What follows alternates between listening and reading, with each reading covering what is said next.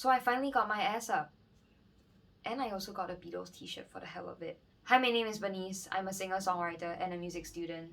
A few weeks ago, I asked you guys on my Instagram on whether you wanted to see a video essay on Hey Jude, and a lot of you guys happened to say yes. I guess that's why I'm filming this video. So the story starts when John Lennon decides to leave his first wife and his 5-year-old son Julian Lennon for his longtime love, Yoko Ono.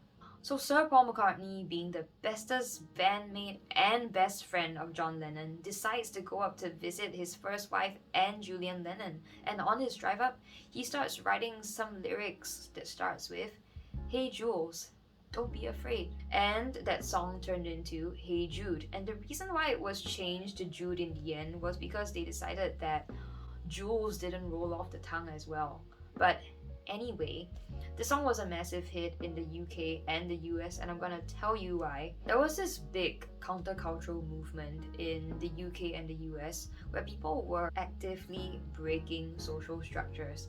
The women in the UK didn't want to be restricted by traditional gender roles. They didn't want to be looked at as just a housewife and a childbearer. The young men in Britain had just came back from war, and after being in such a regimental place for so long, they just wanted to be heard. So the young men started forming bands around the UK. And also, people didn't really believe in the government anymore. In England, they just thought that the people in politics were just a bunch of stuck-up elite people that was so expensive that they didn't even get what it was like to struggle like a common man. And then there was a new prime minister called Harold Wilson who stepped up to the bar, and he was such a people's man because he reminded the people of themselves. He didn't grow up rich. He wasn't what people thought to be snobby and elite, and people felt like he could be a relatable figure in politics. So that's for the UK. In America, there was a lot of counterculture. There was a civil rights movement. People didn't want to be oppressed anymore. The African Americans were campaigning against racial discrimination, and the hippies were born. They loved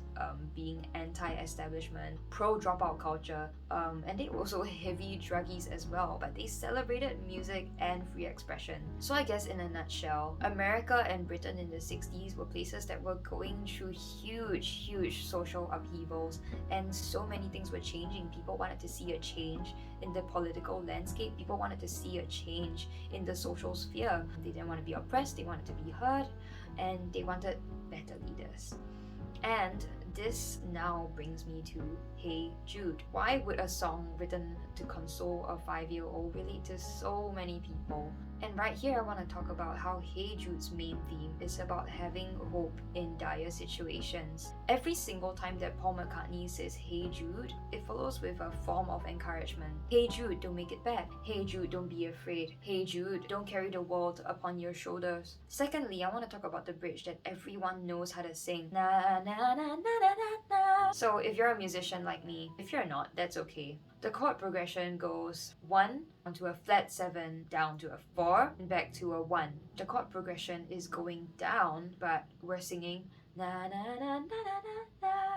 I found that so metaphorical. Everything's just going down. Things are getting divided. People are not standing together. That was basically the climate of those two countries at that time. People weren't together, yet they rallied together in fighting for change. Somehow I feel like that metaphorically stands for that collective spirit that drives na na na na na na na while the chord progression goes down. Has it been relevant in these times? I think so. It was used in some T-Mobile ad back in like 2009. People were just gathering at Trafalgar Square in England singing in mics to Hey Jude. Can you imagine how big that song must have been for so many people to know the lyrics to it? And even if they didn't know the lyrics to it, every single person came in the na-na-na part, and I will probably put the link somewhere, or maybe I'll just have a list of links for you guys to check out. It was also used in the London Olympics, Olympians gathering there in competitive spirit, in the celebration of the collective with sports.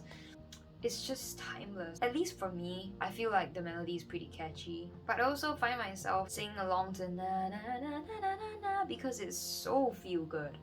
And I had no idea of how significant it must have been for the people back then. And I feel like the reason it has remained significant for all of us is because at every point in history, we're always looking for some form of change. People want change. People want to see better leaders. People want to see better values. People want to see better change. But does change come overnight? It rarely does. Often at times we're just trying to make the best out of shitty situations. And the message of the song is hope, which I feel like is what everyone needs at every single point in their life. And that concludes the end of my video. I hope this was informative for you guys, and if you have any questions about Hey Jude, or you would like to read my full essay, which has so much more detail, I'll leave a link to it along with this video. If there's any other songs that you would like me to analyze, feel free to let me know. This has been fun, and I'll see you in the next video if I see you.